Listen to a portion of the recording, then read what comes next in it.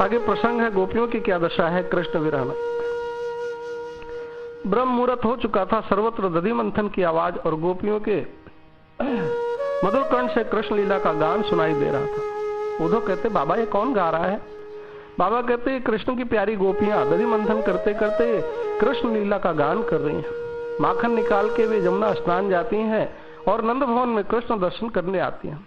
उद्धव कहते मैं भी जमुना स्नान करने जाऊंगा, वहां संध्या वंदन करूंगा, मुझे उनसे भी मिलना है, वहीं मिल लूंगा। उद्धव गोपियों का भजन सुनता सुनता जमुना घाट पहुंचा।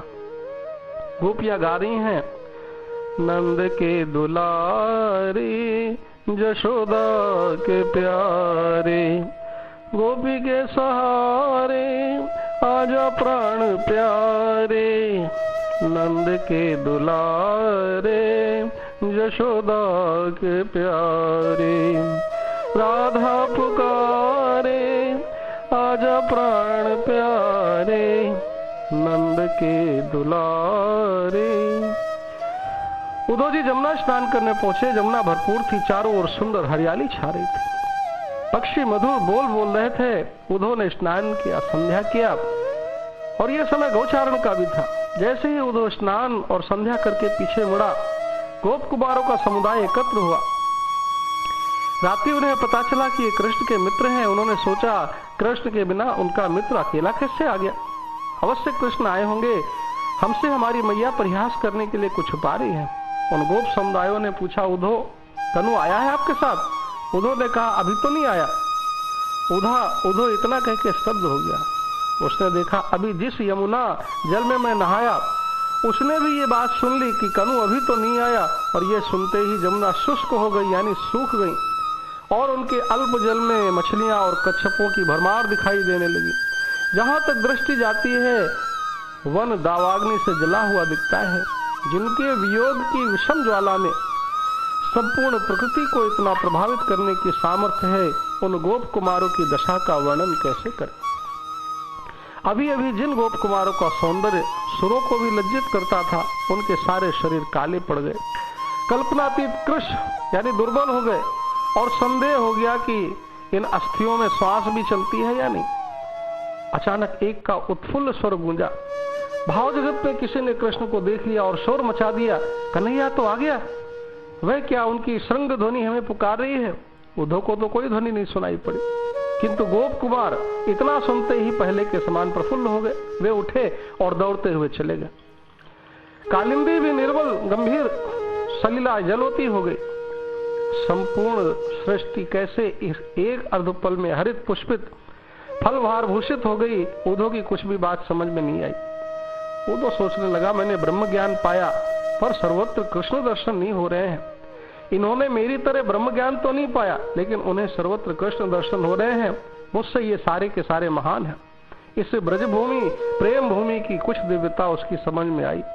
अब उद्धव सावधान हो गया कि कृष्णचंद्र अपनी जिन परम प्रिया का स्मरण करके संज्ञा शून्य हो जाते थे, उनके सम्मुख मुख खोलने का साहस मुझे करना चाहिए या नहीं।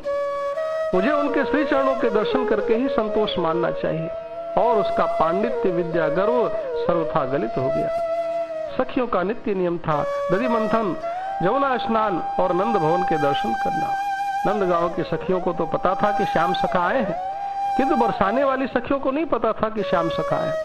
वे नंद भवन के दर्शन करने आई और अक्रूर जो स्वर्ण रथ लाया था वो नंद भवन के द्वार पर देखा। भीतर कृष्ण मिलन था, गोपियों के भीतर अंदर कृष्ण मिलन था, परंतु निमित्त देख बाहर विरह अग्नि से सखियां दग्ध हो गईं। विशाखा कहती ललिता देख अक्रूर फिर आ गया, हमारे प्राण कृष्ण को तो ले गया, अब पता नहीं किसे लेने आया है।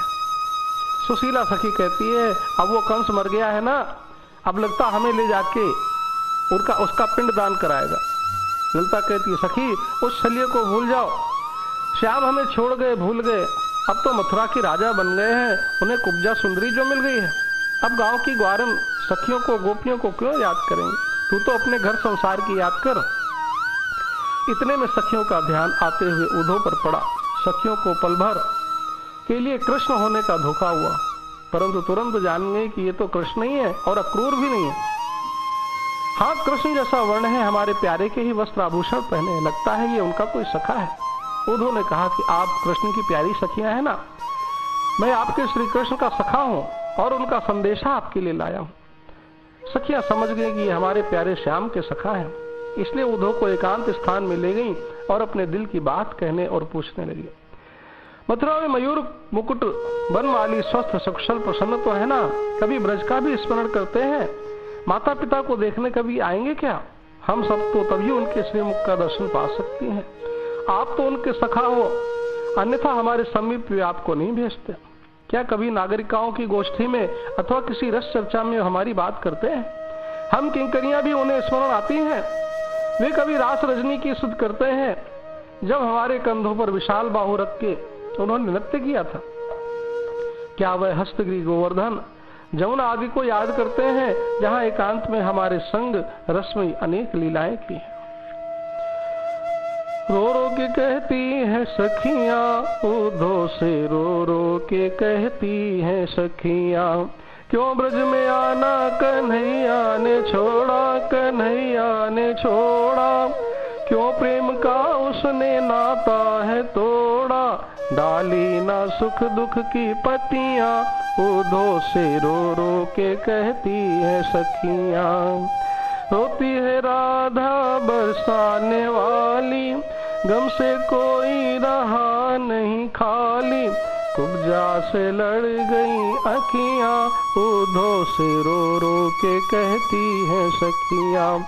क्या प्रेम के सारे कुछ भी न जानी, करने लगे अपनी मनमानी, भूल गए सारी बत्तियां, उद्धव से रो रो के कहती है सखियां।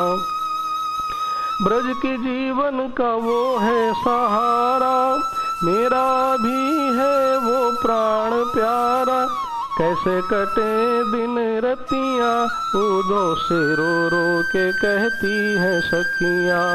रो रो के कहती है सखियां, उद्धव से रो रो के कहती है सखियां। उद्धव जी कहती हैं, गोपियों क्रंदन न करो, श्री कृष्ण तो तुम्हें बहुत याद करते हैं और आप सबके लिए उन्होंने पत्र भी दिए हैं। ललिता जी कहती है, उद्धव पहले आप श्री वृषभानुनंदिनी राधा जी के पास चलो, और सखियां उद्धव को लेके विशाखा कुंज में आई हैं। आगे प्रसंग है श्री राधा जी की दशा। सखियां राधे के पास उद्धव को लाई है। उद्धव ने देखा श्री राधे को, उनका दिव्य तेज था, बाल सूखे थे, सादे वस्त्र पहने थे, हर पल मुख से कृष्ण कृष्ण कृष्ण कृष्ण ये जब चलता था। कृष्ण के बिना उन्हें सारा जगत सुना लगता था। उनके शरीर की दशा क्या थी? तो कहते हैं, सूख कर काटा हुआ तन, था विकल बेहाल मन, बाल बिखरे बिखरे थे, मुरझा हुआ था विधु बदन, मुख से निकलती आहती थी, आंख आंसू से भरी, आंसू जल से सींची थी, दुख लता पूरी हरी। वह कदलीवन सारा का सारा श्री राधा की वियोग अग्नि के तेज से अत्यंत झुलस गया था। केवल स्वामी के शुभ आगमन की प्रतीक्षा करती प्राण की रक्षा कर रही थी। उद्धव ने रूप देखा, चंद्रकला के समान सुंदरी श्री राधे थी। उसके नेत्र पूर्णतया खिले हुए कमल के सदृश थे। उन्होंने आभूषणों का त्याग कर रखा था। अत्यंत क्लेश के कारण उनका मुख लाल हो गया था। शोक से वो मूर्छित हो भूमि पर पड़ी थी। उनकी चेष्टाएं शांत थी। आहार का त्याग किया था। अधर और कंठ सूख गए थे। कुछ सांस चल रही थी। उद्धव ने कहा, उद्धव को श्री राधे को इस अवस्था में देखकर रोमांच हो गया। वे भक्ति पूर्वक साष्टांग प्रणाम करने लगे। ललिता जी ने कहा, हे प्यारी जो, मथुरा से श्री कृष्ण के सखा उद्धव आए हैं। राधा ने कृष्ण नाम सुनते धीरे धीरे नेत्र खोले। कौन? प्यारे के सखा उद्धव आए हैं। आइए। सखी द्वारा उद्धव को आसन दिया, जलपान दिया, सत्कार किया। फिर पूछा, हमारे प्यारे श्री कृष्ण मथुरा में कुशल है ना? क्या वे इस अभागिनी अपनी प्रिया को, सखियों को याद करते हैं? पूछते पूछते राधा जी की आंखें भर आई।